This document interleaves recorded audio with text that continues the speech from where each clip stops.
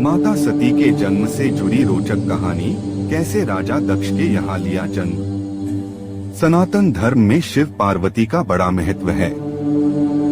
माता पार्वती का एक नाम सती भी है।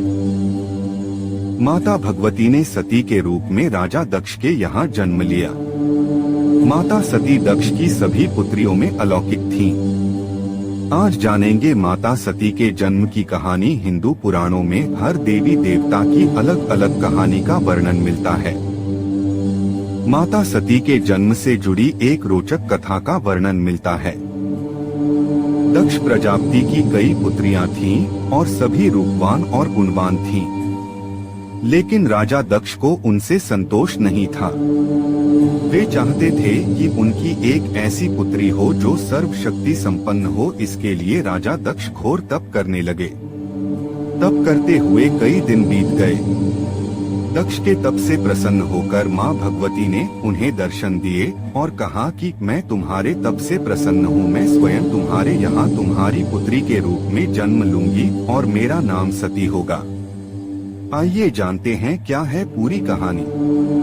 माता सती के जन्म से जुड़ी रोचक कहानी, कैसे राजा दक्ष के यहाँ लिया जन्म। इसके बाद माता भगवती ने सती के रूप में राजा दक्ष के यहाँ जन्म लिया। माता सती दक्ष की सभी पुत्रियों में अलौकिक थीं। बाल्यावस्था से ही उन्होंने अपनी माया दिखानी शुरू कर दी थी, जिसे देखकर दक्ष भी विस्मय में पड़ जाते थे।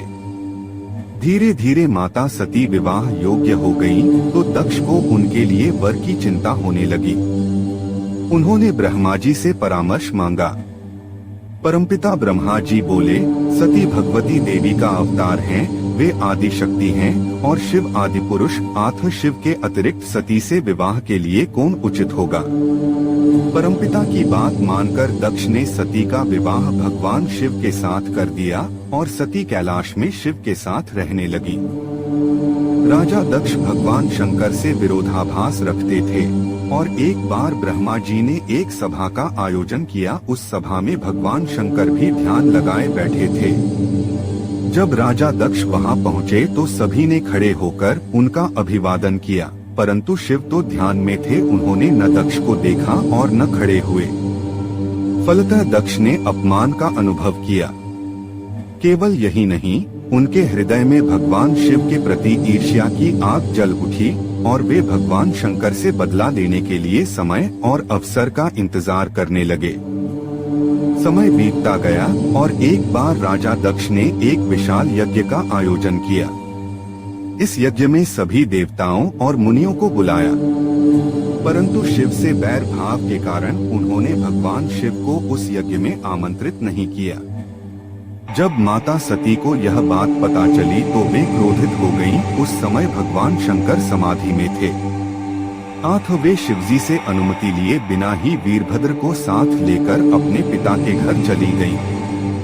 यज्ञ में सभी देवी देवता शामिल हुए थे, लेकिन भगवान शिव को न देखकर वे क्रोधित हो उठीं। तो उनके पिता दक्ष ने उनको अपमानित करते हुए कहा कि तुम्हारा पति श्मशानवासी और भूतों का नायक है।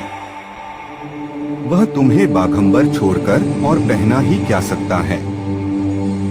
दक्ष के कथन से सती के हृदय में पश्चाताप का सागर उमड़ पड़ा। स्त्री के लिए उसका पति ही सब कुछ होता है। अपने पति के लिए अपमानजनक शब्दों को सुनकर वे बोली, इस सभा में मेरे सामने मेरे पति का अपमान हुआ है। अब मैं एक क्षण भी जीवित रहना नहीं चाहती। सती यह कहते हुए उसी यज्ञ के कुंड में कूद पड़ी। यज्ञ मंडप में हाहाकार मच गया। वीरभद्र ने क्रोधित होकर उस यज्ञ को छिन्न भिन्न कर डाला। सभी ऋषि मुनि भागने लगे। वीरभद्र ने देखते ही देखते राजा दक्ष का मस्तक धड़ से अलग कर दिया। माता सती की भक्ति और उनके प्रेम ने भगवान शंकर को व्याकुल कर दिया। वे प्रचंड आंधी की तरह यज्ञ स्थल पर जा पहुँचे। सती के जले हुए शरीर को देखकर वे अपने आप को भूल गए। वे सती के प्रेम में बेसुध हो गए। उन्होंने सती के शरीर को अपने हाथों में उठा लिया और सभी दिशाओं में भ्रमण करने लगे। इस अलौकिक प्रेम को देखकर पृथ्वी, वायु, जल का प्रवाह रुक गया।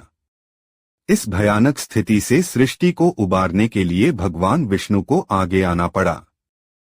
भगवान शंकर बेसुध होकर यहाँ वहाँ हर दिशा में घूम रहे थे। इसी बेसुधी में विष्णु ने अपने सुदर्शन चक्र से माता सती के एक एक अंग को काटने लगे।